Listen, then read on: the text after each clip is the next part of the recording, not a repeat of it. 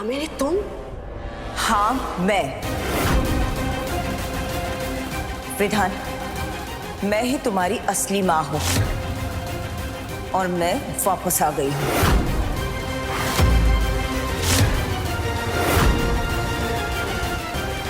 आप इस घर में क्या कर रही हैं? और हिम्मत कैसे हुई आपकी इस घर में आने की? चलिए निकले यहां से। जाइए। विधान, हाथ में रहो। ये क्या तरीका बड़ों से बात करने का? तुम अपनी माँ से बात कर रहे हो, तमीज से बात करो। ये मेरी माँ नहीं है, मर गई है मेरे लिए। जो किसी और के लिए मुझे छोड़ के चली गई वो मेरी माँ हो ही नहीं सकती। ये है मेरी माँ, जिसने मुझे पाला पोसा बड़ा किया। इनके साथ मेरा कोई वास्ता नहीं है। अच्छा, तो ये सब कहकर मेरे बेटे को मेरे खिलाफ भड़काया है तुमने। एक माँ से उसका घर संसार, उसका सम्मान, उसका पति तो छीन ही लिया।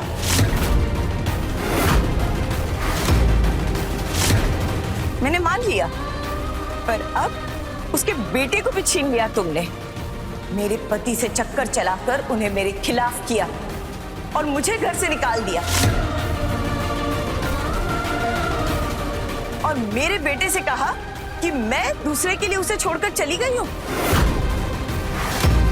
कितनी गिरी हुई हो तुम। पैसों के लिए इतने रिश्तों की बलि चढ़ा दी तुमने। ये क्या बकवास कर रही हैं आप? आप अपनी जुबान से मेरी माँ का नाम मत लीजिए। और आपका सारा सच ना इन्होंने मुझे बता दिया है। समझ में आई बात? तो क्यों कर रही है ये बातें आप? सच में आप इतना अटर पटर क्यों बोले जा रहे हैं? हाँ, और मेरी दीदी के बारे में इतना बड़ा इल्जाम क्यों लगा रही हैं आप? देखिए, इतना झूठ मत बोलिए आप। तुम बीच में मत बोलो। तुम सब अपने स्वार्थ में डूबे यहां मेरे घर पे डेरा जमाए बैठे हो। किस हक से? क्यों हो इस घर पे? तुम्हारा कोई घर, तुम्हारा ससुराल नहीं है? और तुम्हारा ये पति जो घर जमाई भी नहीं है, क्योंकि ये मेरे घर पे जमाई बन के बैठा हुआ है, जिसपे इनका तो क्या, तुम्हारा भी कोई अधिकार नहीं है।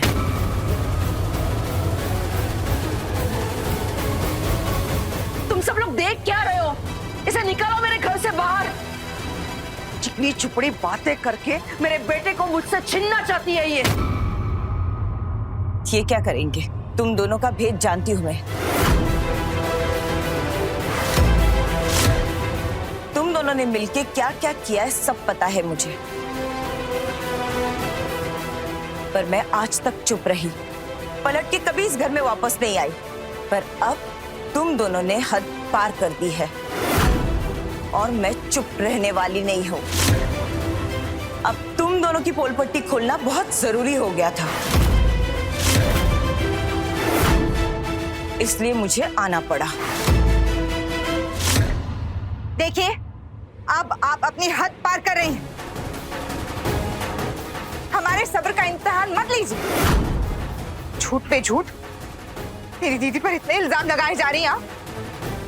और ये कौन सा तरीका हुआ जेठ जी से बात करने का?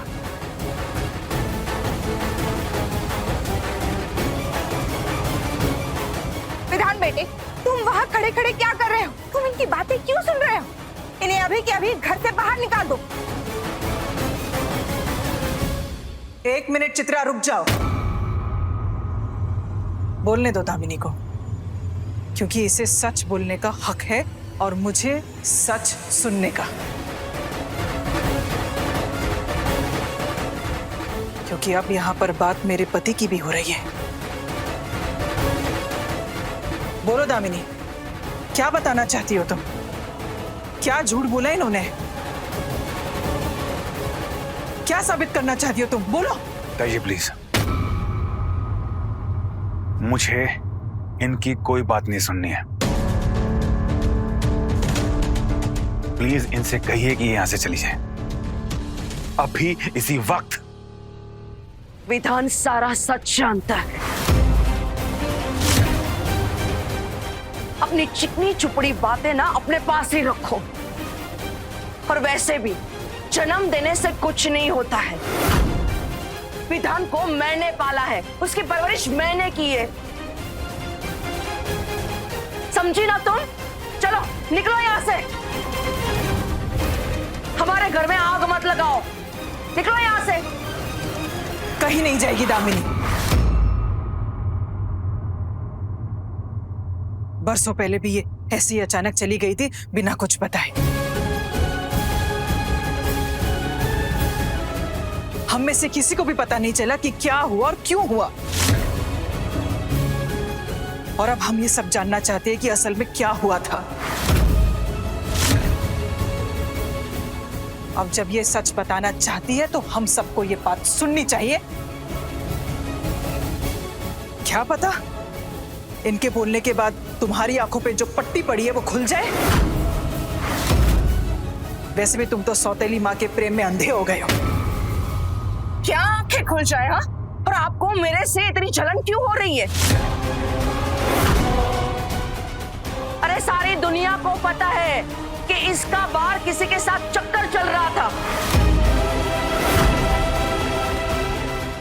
इसीलिए विधान के पापा ने इसको घर से बाहर निकाल दिया था। और ये भी वही चाहती थी, इसीलिए तो पलटकर एक बार भी अपने बेटे को देखने भी नहीं आई थी। मैं विधान के पास वापस नहीं आई क्योंकि विधान के पापा ने इसकी कसम दी थी मुझे कि मैं इससे कोई वास्ता ना रखूं। पर मुझे नहीं पता था कि तुम लोग मेरे पीछे इसके मन में इतना जहर भर दोगे। मुझे लेकर इतना बड़ा झूठ बताया तुम लोगों ने मेरे बेटे को।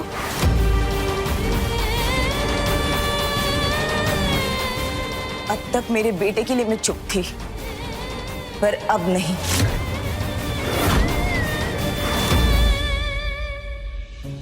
विधान, मैं जानती हूं तुम मुझसे नाराज हो, मुझसे नफरत करते हो, और तुम गलत भी नहीं हो क्योंकि तुम्हें सारा सच बदल के बताया गया हुआ है।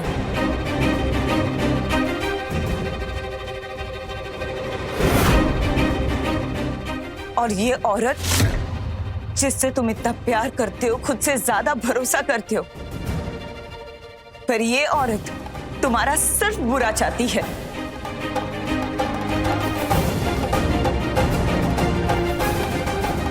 और इसीलिए इसने तुम्हें तुम्हारे प्यार से भी दूर कर दिया, जिससे तुम इतना प्यार करते थे, जिससे शादी की, जिससे तुम सबसे ज्यादा चाहते थे, और जो तुम्हारे हर मुश्किल को, हर मुसीबत को अपने पे लेती थी, उसे इसने तुमसे हमेशा के लिए छीन लिया।